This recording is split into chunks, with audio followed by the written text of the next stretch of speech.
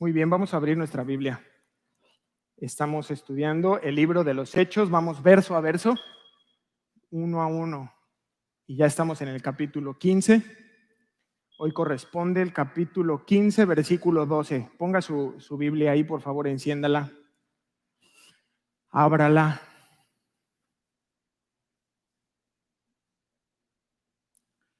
Libro de los Hechos, capítulo 15. Y vamos a ir hasta el versículo 21. ¿Está conmigo? Hechos 15, 12.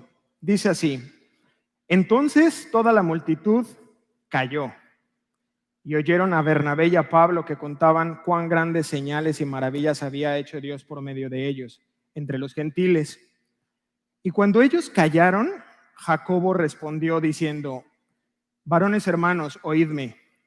Simón ha contado cómo Dios visitó por primera vez a los gentiles para tomar de ellos pueblo para su nombre. Versículo 15, y con esto concuerdan las palabras de los profetas como está escrito: después de esto volveré y reedificaré el tabernáculo de David que está caído, y repararé sus ruinas y lo volveré a levantar, para que el resto de los hombres busque al Señor y todos los gentiles sobre los cuales es invocado mi nombre, dice el Señor, que hace conocer todo esto desde tiempos antiguos.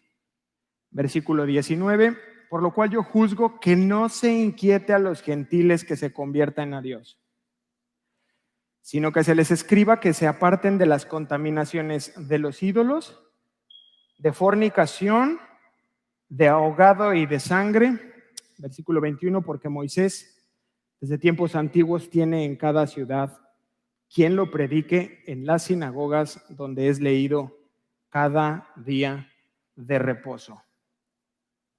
Acompáñenme ahí en su lugar a hacer una oración para poder dar inicio. Amado Padre, te damos muchas gracias por este día, por permitirnos estar aquí.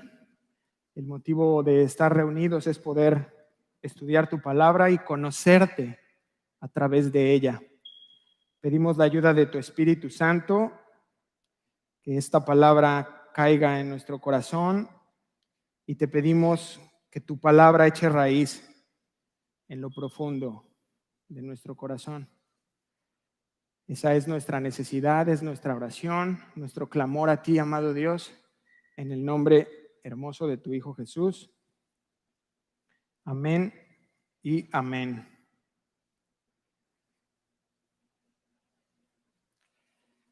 Muy bien, vamos a iniciar.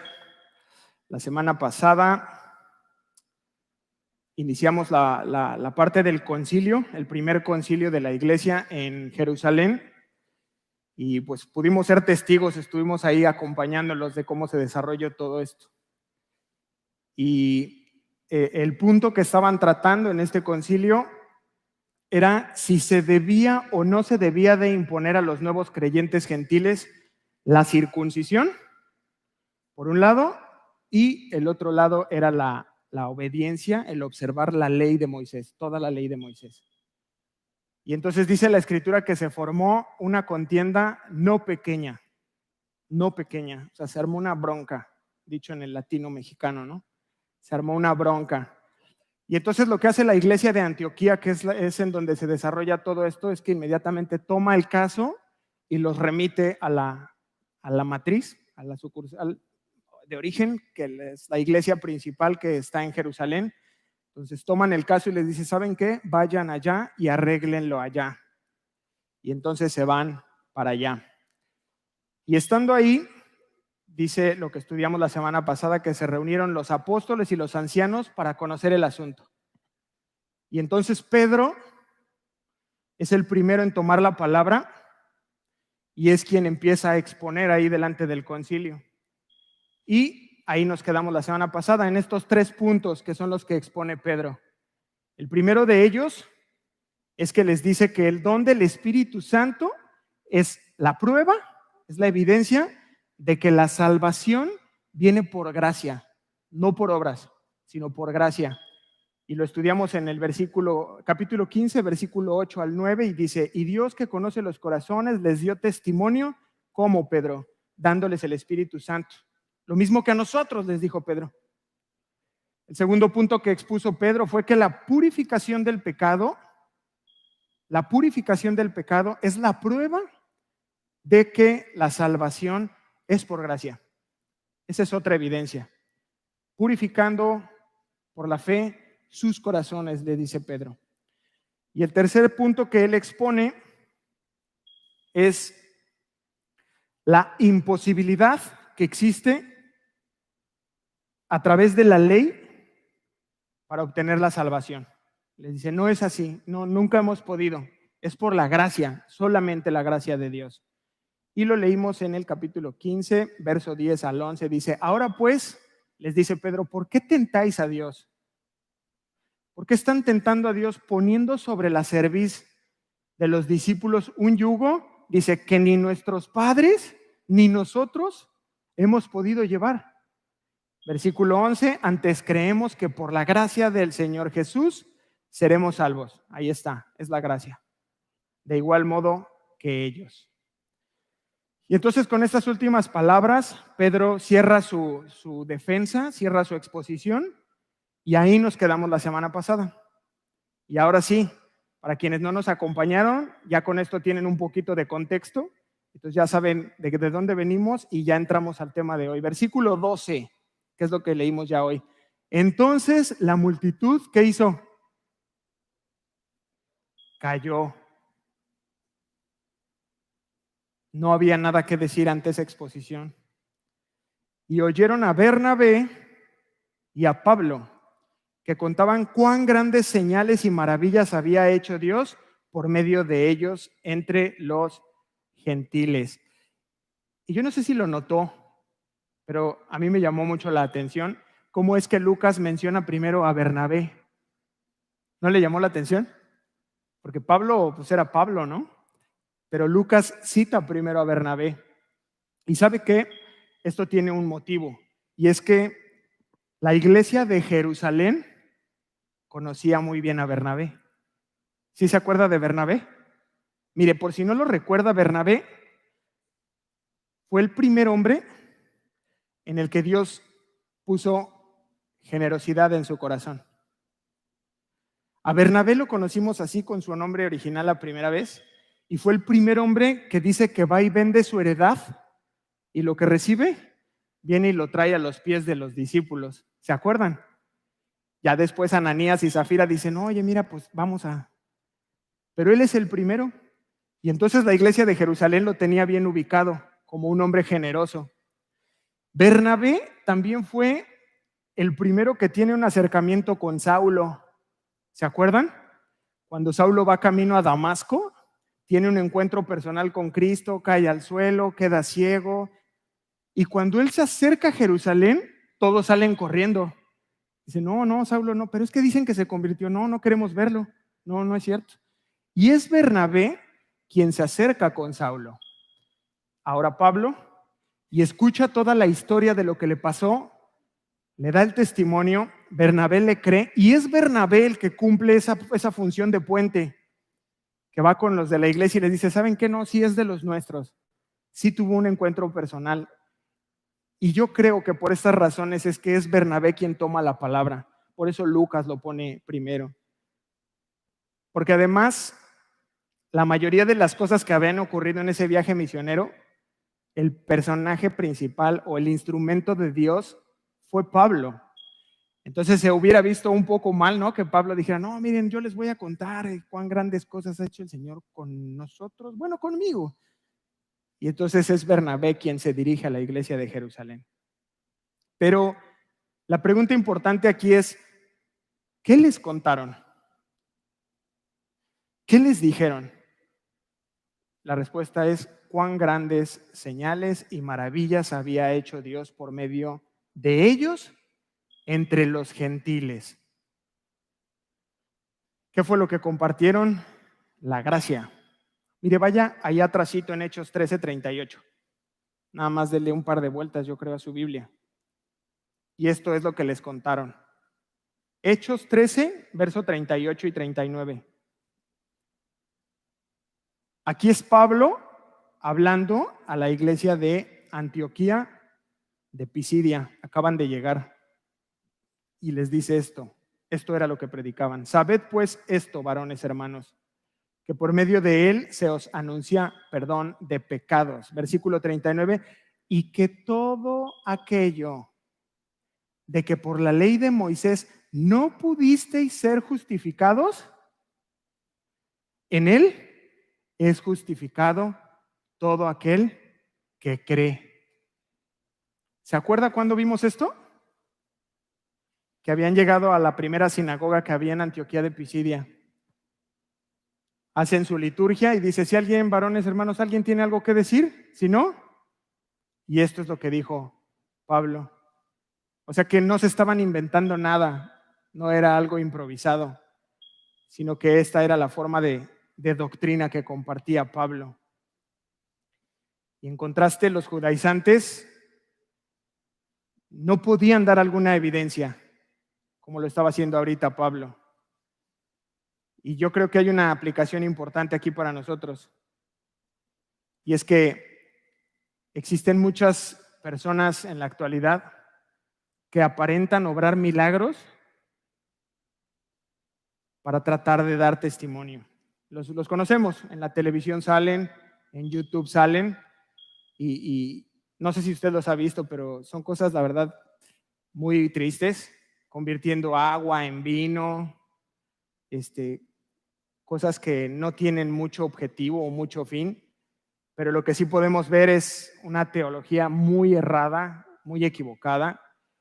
Toman textos de la Biblia y los descontextualizan para enseñar doctrinas equivocadas y están muy alejados de lo que realmente quiere enseñar la Escritura.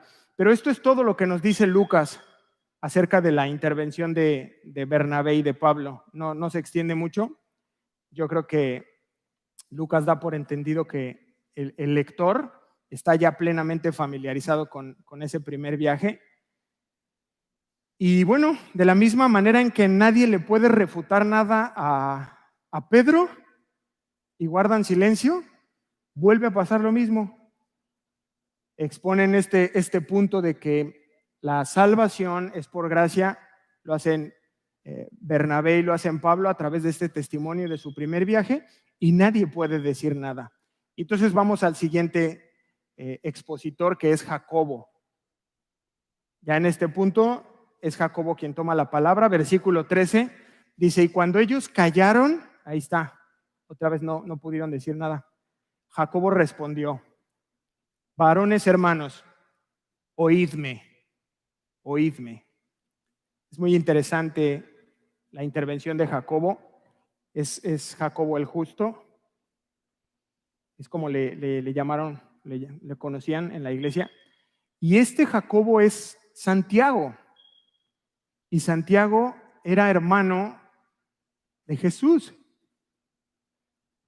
Y entonces se cree que Santiago, Jacobo, era el líder de la iglesia en Jerusalén. Eso solo es una creencia, no lo podemos asegurar, pero lo que sí estamos seguros es que era el moderador de este primer concilio. Eso sí es un hecho. Él era el que estaba moderando y me encanta porque se dirige a ellos como varones hermanos. O sea, no está tratando de pelear, sino como, o sea, somos hermanos. O sea, no hay una división, no hay una pelea, no hay un conflicto. Y lo primero que les pide que es, oídme, como, pónganme atención, como ahora. ¿Me está prestando atención? ¿O ya se durmió? Algunos ya los perdimos en los primeros minutos. Versículo 14, vamos a ver qué les dice Jacobo. Simón ha contado cómo Dios visitó por primera vez a los gentiles para tomar de ellos pueblo para su nombre. Y lo mismo que el verso anterior, me llama la atención que se dirija a Pedro como Simón, que es su nombre hebreo. ¿Por qué no le dijo Pedro? Ya todos lo conocían como Pedro. Pero lo que está haciendo aquí Jacobo es reforzar, está respaldando lo que dijo Pedro. Es lo que les está diciendo. Es muy interesante el punto porque hay hermandad, hay unidad en la iglesia y esta es la aplicación para nosotros. Que a veces hay iglesias que están fragmentadas. Imaginen ustedes que Jacobo hubiera dicho, bueno, pues quiero aclarar un punto. Lo que dice Pedro Simón está equivocado. Y no necesariamente porque tengas que respaldarlo, aunque sea mentira, sino que vemos unidad. Y entonces Jacobo confirma lo que está diciendo, pero mire qué interesante, no solo lo respalda como de no, pues porque es mi hermano, o porque somos amigos, o porque tenemos mucho tiempo en la iglesia juntos, sino mire lo que dice, cómo refuerza esto. Versículo 15, y concuerda con la palabra de los profetas. Lo que hace Jacobo es, dice, miren, lo que dice Pedro tiene razón, pero no es porque es Pedro y no es porque yo lo diga. Y entonces saca la escritura y dice, es porque así estaba escrito, como dicen los profetas, versículo 15. Y entonces él cita el libro de Amós, que es el Antiguo Testamento. No vayan, vamos a seguir sobre esto, pero para que tomen nota nada más, es Amós capítulo 9, verso 11 y 12. Y dice, versículo 15. Y con esto concuerdan las palabras de los profetas como está escrito. Y comienza a darles la cita de Amós. Después de esto, volveré, es Dios hablando, y reedificaré el tabernáculo de David que está caído, y reposaré y repararé sus ruinas y lo volveré a levantar, versículo 17, para que el resto de los hombres que busque al Señor. Y aquí está, y todos los gentiles sobre los cuales es invocado mi nombre. Versículo 18, dice el Señor que hace conocer todo esto desde tiempos antiguos. Mire, si usted es de los que subraya su Biblia, yo no lo hago, pero si a usted le gusta, quiero que subraye o marque la segunda parte del versículo 16, y reedificaré el tabernáculo de David que está caído. Y subraya el versículo 17, para que el resto de los hombres busque al Señor y todos los gentiles sobre los cuales es invocado mi nombre. Mire, esta cita que da el apóstol Jacobo, para ir rápido, nos da dos verdades importantes. La primera de ellas es la promesa de parte de Dios de restaurar el tabernáculo que había sido caído de parte de David. Para los ojos de los cristianos, esto era una profecía que estaba haciendo Dios sobre la resurrección y la exaltación de Cristo, que era simiente de David. Y ahí estaba haciendo el cumplimiento de la palabra profética. ¿Y qué les decía Dios? Que esto iba a ocurrir del linaje de David, iba a ser restaurado el tabernáculo en la persona de Jesús, y era una profecía para el pueblo. Y el segundo punto es en el versículo 17. Para que todos los hombres busquen al Señor y todos los gentiles sobre los cuales es invocado mi nombre. La segunda profecía o promesa es que iba a existir un remanente de gentiles que buscarían a Dios. O sea, que a través de Cristo davídico, por decirlo de alguna manera, los gentiles serían incluidos dentro del pueblo de Dios, de la comunidad de Dios. Eso es muy especial. De modo que vemos a Jacobo que está de acuerdo con lo que dice Bernabé y Pablo y con lo que dice Pedro, pero sobre todo con lo que dice la Escritura, con lo que dice la palabra de Dios que ya estaba profetizada. No era algo nuevo que se le estaba ocurriendo a Dios en ese tiempo, como, bueno, pues ahora vamos a alcanzar a los gentiles. No. Dice, miren, esto ya estaba incluido en los planes de Dios desde la antigüedad. Y es bien especial porque para Jacobo existe una congruencia entre la experiencia de Pedro, de Bernabé y la Biblia. Y lo empata y se los expone, se los está mostrando en ese concilio. Concuerda. Y entonces, con esto en mente, Jacobo dice, miren, el resultado de este concilio es contundente, es decisivo. No hay oposición, no hay nadie que piense lo contrario, las evidencias son claras. Ya expuso Pedro, ya expuso Bernabé y Pablo. Ahora yo ya les compartí una porción de la escritura que profetizaba esta parte, que la salvación de Dios no es por obras, no hay que añadir nada más, solamente es por gracia. Amén. Esta es una posición que los demás líderes apoyan, o sea, el interior de la iglesia, el núcleo de la iglesia, están de acuerdo, es unánime, y entonces llegamos a la decisión de este concilio. Versículo 19. Dice, por lo cual yo juzgo que no se inquiete a los gentiles, que se conviertan a Dios. Jacobo, como cabeza de la iglesia en Jerusalén, como presidente del concilio, lo cual entre paréntesis está muy interesante el dato porque echa abajo la idea católico-romana apostólica de que Pedro era el pastor de la iglesia en Jerusalén. ¿Cuántos habían escuchado eso? ¿Sí? O de que él tiene las llaves, ¿no? Bueno, pues esto nos deja claro que no, que en realidad era Jacobo. Y entonces él con esa autoridad la ejerce y dice, se ha tomado una decisión, que no se inquiete más a los gentiles, que no se les complique la vida. Es decir, que no se les obligue a obedecer la ley mosaica, la ley de Moisés, dando así por entendido que es por gracia. Y es bien chistosa la traducción del verbo inquietar. La traducción de la palabra griega es no agobien, no agobien. Porque imagínense ustedes qué agobio que te digan, hermano, bienvenido a la familia, te esperamos en el Amerimed para tu circuncisión. Eso es un agobio. ¿Por qué me obligan a hacer algo así? Y queda eso resuelto. Y entonces con este tema principal ya resuelto, lo que hace Santiago es que se vuelve hacia asuntos prácticos. Y sígame con cuidado. A temas que tienen que ver con el compañerismo, con la unidad de la iglesia, con la comunión del interior de la iglesia, que no son reglas, no es una ley como tal, pero que son como protocolos de cortesía y que, bueno, eran también necesarios exigirles a los nuevos creyentes. Y el objetivo de esto era que está bien, no se les iba a obligar a circuncidarse, no se les iba a obligar a obedecer la ley de Moisés, pero que sí se les iba a pedir que fueran gentiles con los judíos.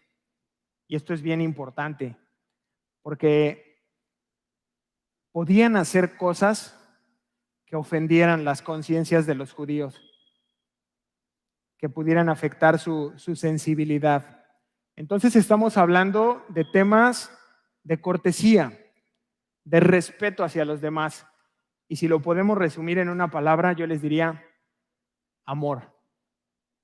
¿Sí? Con esto en mente, ténganlo. Un amor que promueva la unidad, que glorifique a Dios. Y entonces la pregunta es, ¿cuáles eran estas sugerencias?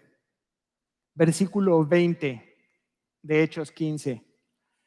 Dice Jacobo, sino que les escribas que se aparten de las contaminaciones de los ídolos. 1, 2, de fornicación.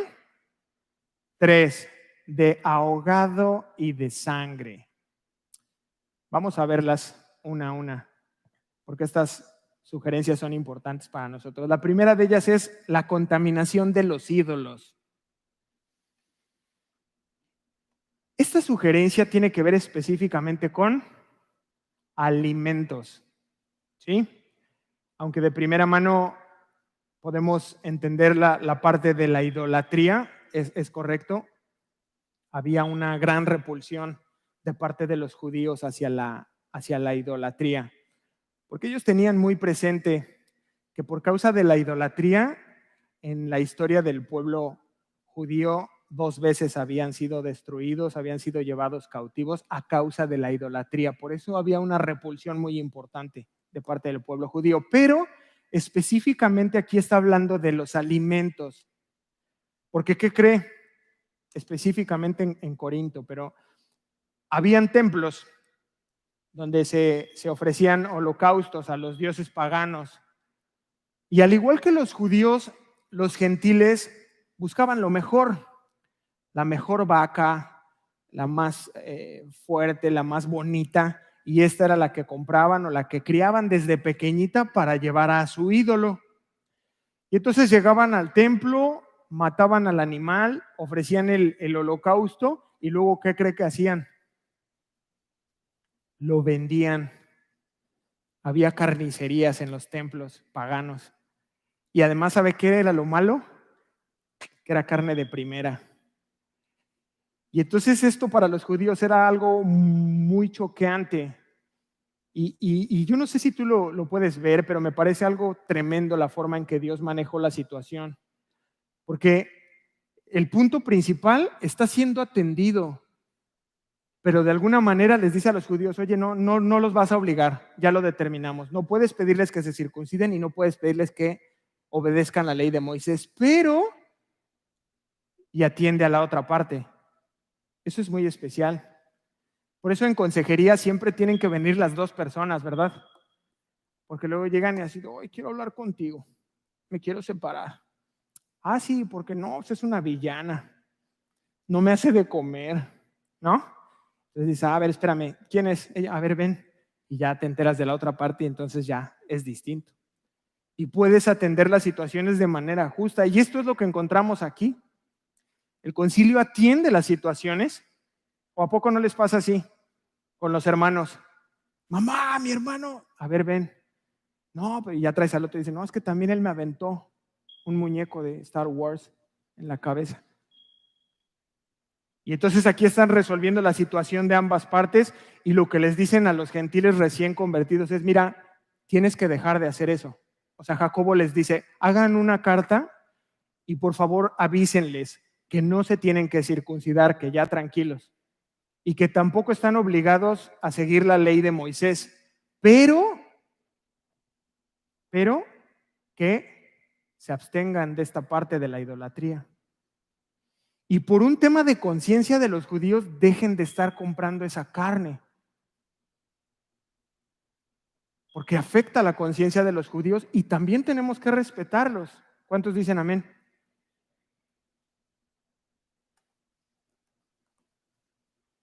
Por ejemplo, hay gentiles que habían abrazado la fe cristiana en Corinto, como les decía, y habían participado muchísimas veces de estos rituales. Pero ahora que habían llegado al conocimiento de la fe en Jesucristo, su lealtad hacia Dios los estaba llevando a romper esas viejas costumbres. Primeramente la idolatría, pero ahora esta forma de comprar esa carne.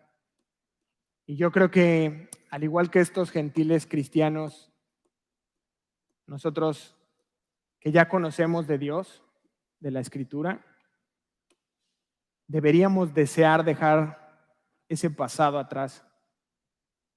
Un pasado oscuro que incluía prácticas que ni siquiera voy a mencionar aquí. Ya tú sabes, ahí donde estás sentado. Y el llamado de parte de Dios es a que quitemos esas cosas, a que dejemos de practicar esas cosas que tal vez sí te generan placer, pero que son oscuras, que son pecados que te tienen cautivo y te llevan a la muerte. Y al igual que estos hombres, con la ayuda de Dios, debemos disponer desde nuestro corazón, hacer a un lado todo aquello que es idolatría. ¿Y qué es idolatría, Sergio? Todo aquello que ocupa el primer lugar en tu corazón. Dice un predicador muy conocido que somos una máquina de generar ídolos. Puede ser tu esposa, pueden ser tus hijos, puede ser tu coche, puede ser tu trabajo, puede ser la iglesia. Conozco mucha gente que vuelve de la iglesia algo idolátrico y ocupa el primer lugar y hay una confusión tremenda. Y Dios no quiere eso. Lo que Dios quiere es que movamos todas esas cosas para que Cristo pueda ocupar el primer lugar en tu corazón. Que Él sea el que se siente en el trono de tu corazón. La segunda sugerencia que les hacen es que se aparten de, díganmelo ustedes, no les escuché, fornicación. Ouch. Y la palabra griega que se utiliza aquí es porneia. Y esta palabra incluye toda clase de sexualidad no permitida. Gama de uniones prohibidas. Pero en este punto está dirigida específicamente a la sugerencia anterior que les habían hecho. Porque en esos templos paganos había orgías y las sacerdotisas en realidad eran prostitutas. Y entonces todos estos gentiles que habían llegado al conocimiento del Evangelio o que estaban ya teniendo encuentro con la palabra de Dios y que estaban practicando estas cosas, lo que les dicen es, absténganse de eso, dejen de hacerlo, dejen de hacerlo.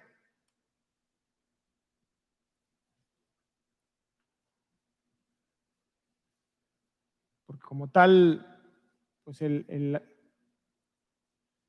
la fornicación nunca ha sido lícita, desde siempre, desde el origen del ser humano Dios lo ha marcado, desde que no se metan hermanos con hermanos y empieza a desarrollar el tema, o sea, siempre ha estado prohibido. Pero en un sentido más amplio, es un tema que tenían que considerar por los judíos, específicamente por las relaciones matrimoniales. Les dicen a los gentiles que se estaban convirtiendo, mira, escríbeles y diles que cuiden sus matrimonios y que no se metan con los matrimonios de los judíos, que respeten, específicamente con el trato con el sexo opuesto. ¿Cuántos dicen amén? Es delicado, hermanos. Yo siempre abordo este tema y me consideran extremista, pero yo no creo en la amistad entre un hombre y una mujer. De verdad, en algún punto se sale de control. Y la persona empieza a sentir algo por él, o esta persona empieza a sentir algo por él, o los dos, y vienen las tragedias. ¿Sí me escucha? Cuando hay un matrimonio, él debe ser tu mejor amigo. Ella debe ser tu mejor amiga. Yo lo veo en el trabajo. Y se empiezan a hacer de un mejor amigo y de un mejor amigo y de un mejor amigo. ¿Y qué crees? Peleé con mi esposa. Ah, sí, ¿qué pasó? No, pues esto. Ay, qué malvada. Adulterio. No se da de manera espontánea, sino es una serie de eventos que van transcurriendo, toma tiempo. Por eso cuando ocurren las tragedias y, oye hermano, ¿qué crees? Queremos platicar contigo, sucedió esto. Explotó, pero no fue algo simultáneo, no fue algo espontáneo. Había mucho tiempo de situaciones, de carteo, de mensajitos. Te hiciste tu mejor amiga, te hiciste tu mejor amigo y ahora ahí está. Y esto es la sugerencia que les están haciendo.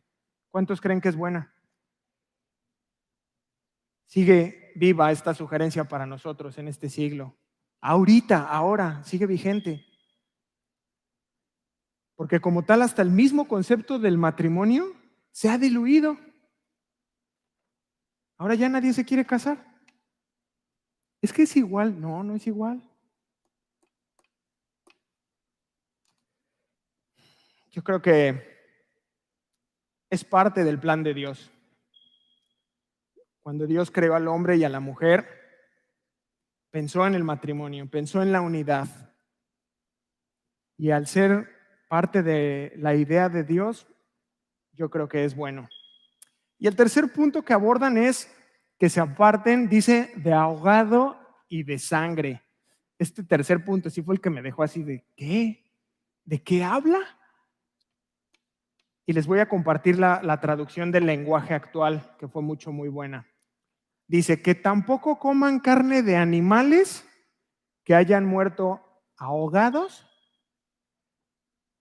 ni carne que todavía tenga sangre. ¿Y cómo es eso? Muy bien, vamos despacio. Un judío se negaba y se niega al día de hoy todavía a comer carne de un animal que ha sido estrangulado. O sea, si tú en tu casa tienes una gallina y no la matabas así de machetazo, sino como la abuela de mi esposa que le daba así el tirón y que le daban vueltas, ellos no se lo comían, lo consideraban inmundo. Un animal que había sido estrangulado era inmundo. O si un animal no había derramado su sangre, o sea, que le cortaran, la tenían que dejar caer al suelo y taparla. No vayan, se los voy a leer en Levítico 17:13 dice, y cualquier varón de los hijos de Israel o de los extranjeros que moran entre ellos, que cazare animal o ave que sea de comer, derramará su sangre y la cubrirá con tierra. Esta era una instrucción que estaba establecida en Levítico y estaba relacionada al ahogamiento de la víctima o al ser estrangulada. ¿Y cuál era el problema en esencia? Que no se le había sacado la sangre. ¿Y por qué era importante? Porque ellos creían que en la sangre estaba la vida, según Levítico 17:11. Entonces, si era así con estos animales, mucho más con respecto a comer la sangre. O sea, los judíos, si nos ven comer moronga, que por cierto es buena, es muy rica, es como algo muy inmundo porque ellos consideran la sangre como la vida. Y entonces, volvemos al punto. En esencia no era como una serie de prohibiciones a las que estuvieran obligados, sino más bien lo que estaban haciendo era como llamar a su conciencia y decirle, miren, yo sé que a lo mejor te gusta el camarón, que comes carnitas, el puerco, que te gusta la moronga, los tacos de moronga, pero a ellos les afectas la conciencia. No lo hagan. Si tú te gusta comer los animales ahogados, no lo hagas delante de ellos. Cuida su conciencia, no los afectes, no los inquieten, no los perturben. Considero que aún el día de hoy deberíamos ser obedientes a estos 3 puntos. ¿Qué opina? A la idolatría, porque es un pecado grave delante de Dios, pero de lo ofrecido a los ídolos es más bien un tema de conciencia, ¿no? Ahora nosotros lo que nos encontramos son temas como de la rosca de Reyes. Y luego me dicen, oye, ¿y ustedes comen rosca de Reyes? ¿Sí? ¿O pan de muerto? ¿Cuántos comen pan de muerto? Oye, pero no es lo mismo, están ofrecidos a los ídolos. Es un tema de conciencia. Más adelante lo vamos a ver en la segunda carta a los Corintios. Pero sigue siendo vigente para nosotros. Por un lado, cuidarnos de la idolatría, pero también cuidar la conciencia de alguien más si lo vas a ofender con lo que vas a hacer. Es muy amplio el tema. Sexualidad, en cuanto a respetar los estatutos de Dios, de fidelidad entre el matrimonio. ¿Cuántos dicen amén? Entre esposo y esposa, guardarse de cualquier manera que yo pueda ofender a mi esposa. yo no quiero ofenderla. Y eso sigue vigente, esa sugerencia para nosotros el día de hoy. Cuida a tu esposa, cuida a tu esposo. ¿Cómo? Cuidándote tú. Guarda tus ojos, guarda tu mente, tus pensamientos. Ten cuidado cómo te relacionas con el sexo opuesto. Ahora que lo sabes, tienes que tener cuidado. Y finalmente el tercer punto de los alimentos. Entendiendo que tal vez haga tropezar a alguien en la fe por causa de mi libertad. Si es así, pues no me como el taquito de moronga, ¿no? No pasa nada. O el pan de muerto. Si hay algún creyente nuevo, el árbol de Navidad, por ejemplo, hay a quien le causa ruido. Y no, es que los evangélicos no deberían de... no pasa nada, no ponemos arbolito. Oye, ¿no te causa bronca? No, pues ponemos uno de 2 metros, con luces así bonito. Pero no pasa nada. Versículo 21, vamos a terminar. Dice, porque Moisés, desde tiempos antiguos, tiene en cada ciudad quien lo predique en las sinagogas, donde es leído cada día de reposo. Jacobo sabía claramente que era extenso el alcance de los judíos, que había una sinagoga en un poblado en donde hubiera por lo menos 20 varones, cabezas de familia que tuvieran una posición económica importante para poder sostener una sinagoga. Ahí había una sinagoga. Y Jacobo lo sabía. Y sabía perfectamente, como ya lo estudiamos, que dentro de la liturgia se compartía el Pentateuco y que iba a haber gentiles nuevos que estaban incluyéndose a la iglesia, y por eso hace esta advertencia. Les dice, miren, escríbeles que sean sensibles a los gentiles cristianos que ahora por fe han recibido la salvación, que sean sensibles a los judíos, que no hagan todas estas cosas. Y yo creo que nosotros debemos tener cuidado de no ofender a los demás. Por nuestra fe, porque tú y yo podemos creer algo, pero a veces ofendemos a los demás. Y yo encontraba algo importante, y es que la verdad sin amor ofende. Pero el amor sin verdad confunde. Por lo tanto, tenemos que dar verdad con amor.